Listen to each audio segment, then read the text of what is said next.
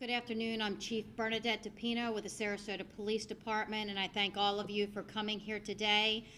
This is a press conference to give you an update and also solicit additional information about our missing juvenile, Jabez Spann, the 14-year-old that we talked to you about last week. This young man is still missing.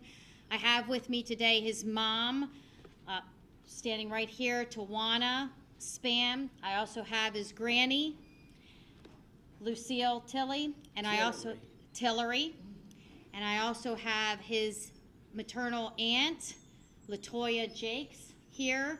And in a moment, I'm going to allow them to speak their hearts to all of you, to ask for some help in receiving information about Jabez's whereabouts. We still are getting a number of rumors coming into the police department, and we are following them all up. And unfortunately, they are all rumors and unsubstantiated. We're also getting information that we can't corroborate, and in order to be able to search a house or a property that is private property, we need to have information that we can develop as probable cause. So we're being, everything we can, but are very frustrated that we are still not getting information from our community. So we're asking again and reaching out to the citizens in our community to please consider coming forward, contacting Detective Megan Buck, and her telephone number is 941-954-7067 with any information that will lead to help us find where Jabez is right now. At this time, I'm going to ask Tawana Spann to please come forward. This is Jabez's mom. She has a few things she'd like to say. Good morning. When they first told us that they asked us to come and plead to the community to help with, tips towards Jabez, and I saw it and I thought to myself, there's a child in this community that's actually gone without a trace right now. And I don't really know if pleading will do it. I think that we have to kind of look at the community itself. If no one has come up, if nobody wants to step up, if a crime is being covered over a life, there's something hugely wrong here. It's something wrong. This is a human being that we're talking about. Being afraid has to go out the window at this point. We might be the only people that can actually help him wherever he is, and he can't tell us that. He can't reach out and say, I've had so many people say so many things to me lately. And the compassion, the moral character of people nowadays is terrible. The community is what we grew up in. That's all we had to depend on. And if the community can't help us, we're in a bad place in life. There has to be somebody that knows something. I'm asking you, if you want me to beg, that's fine. But I know that there has to be somebody out there with the heart that can say something. Say something. And if you're out there, just please come forward. Thank you. Thank you for the courage to come forward and speak. And now, Granny, please, this is Jabez's grandmother, who he lives with here in Sarasota. I just want to say, I know somebody out there know what happened to Jabez. We love Jabez. All we want, anybody that do that know anything, just give him back to us. We just want him back. This could be anybody's child. We want him back home. And I'm begging, please bring him back home. I've been knowing this little boy all his life.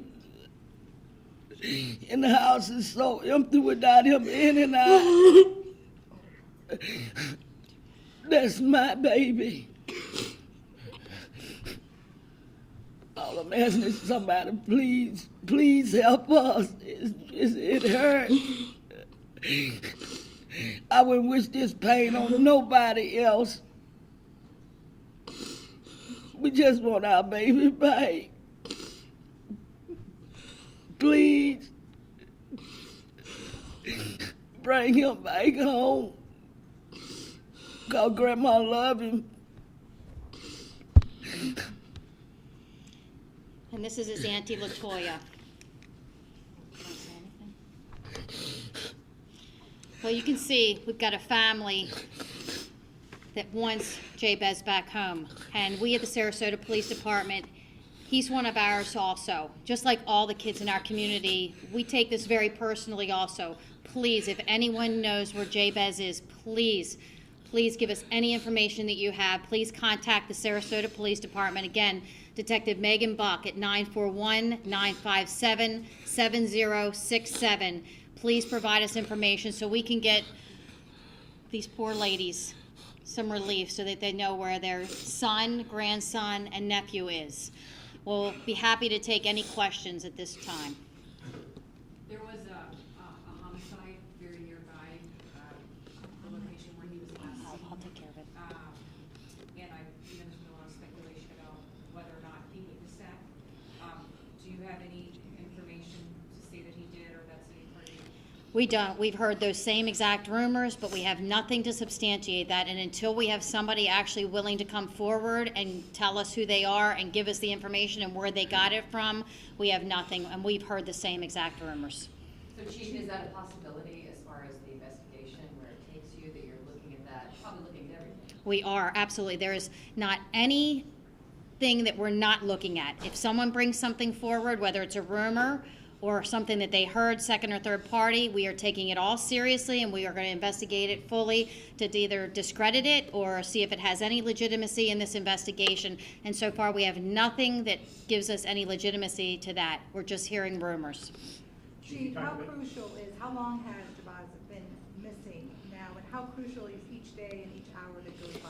Every day is crucial. He's been missing since September the 4th, and we need to figure out where he is. So it has been well over 2 weeks. We're coming up on almost a month, October the 4th, when he hasn't been seen. So any information is going to help us, and we are taking them serious. We just recently got information of a possible location where he could have been, and we had to develop probable cause for that case. We even used canine dogs. We're doing everything we can within our power to follow up on each and every lead, and we're taking every one of them seriously. At this point, do you think he's been the victim of a crime? We don't know. We have no idea. Our hope, my hope, is that he's just run away and that he's scared to come home, or that he has a reason why he doesn't want to come home. That's what we're, best case scenario. The worst case scenario, I don't even want to think about it, although we've discussed it, is that something could have happened to him, whether he was kidnapped or something worse. We just don't have anything leading us in that direction right now. That's why we're keeping all spectrums open and hoping that our community, who we know our community knows something. They're not coming forward and telling us, and we're just begging them and asking them and pleading with them. As a mom myself, and seeing these women here and meeting with them and talking to them, I am pleading with you to please provide the information to us so that we can follow up and try, just give us a little bit. We'll follow the breadcrumbs to try to identify where he is so that we can bring him home. Chief, what has that been like for you as a parent, and seeing these ladies standing next to you? It's gut-wrenching for us to watch. I'm sure it's been hard for you as well. It is, and being in uniform, trying to hold back the tears and trying to be strong for these ladies and for our officers and detectives, I can tell you our whole department feels this, and it's emotional and it's personal, and we're treating this as if it's our own child, because in the Sarasota Police Department, all of the people in our community, our kids especially, they're our responsibility. And we want to make sure that they get home safe every single day. So we're taking it personally. Our detectives are doing everything they can. I can tell you, we talk about this case a lot and have talked about it a lot. And I'm very proud of the women here before you, his mom, his granny, and his aunt for coming forward. This is not an easy thing for them. And so it's very emotional. It's very upsetting. And we want him to come home. We want him to come home safe. So that's why we need the community, who we know know something, and they're not coming forward for various reasons, whether they're scared, whether they're intimidated, whether they're being threatened. This is time for our community to stand up and not accept that. We have to unite as a community and say, we're not going to allow someone in our community to have information and not bring that forward to bring this young boy home to his family. That is unacceptable, and we can't live in a society that way. That's not what Sarasota is, and I know the community, it's not what Sarasota is. So please provide information to us to help him. Yes. Chief, what would you say to someone who is watching this, might have information, might be scared, whether it be retaliation or a penalty? What would you say to those people? I would say to them, this is time for you to stand up and have courage. The only time that the bad guys or the crime or the incidents in our community succeed is when good people fail to move forward and come forward and tell us information. And we'll do everything that we can possibly to try to protect them. And I know it's scary. I know that there's people that are fearful for coming forward and providing information. But this is where you have to have the moral courage to step forward and know we've got a young boy, a 14-year-old that's missing. His family misses him. They need to have some resolution to this to find out what's happened to him and where he is and to bring him home.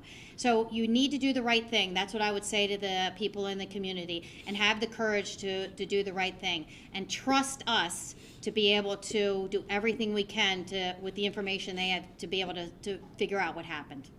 Has the neighborhood been cooperative where you're looking? Obviously, you're trying to develop probable cause for search warrants to meet a certain bar, but you can also knock on the door and ask the consent to search as well.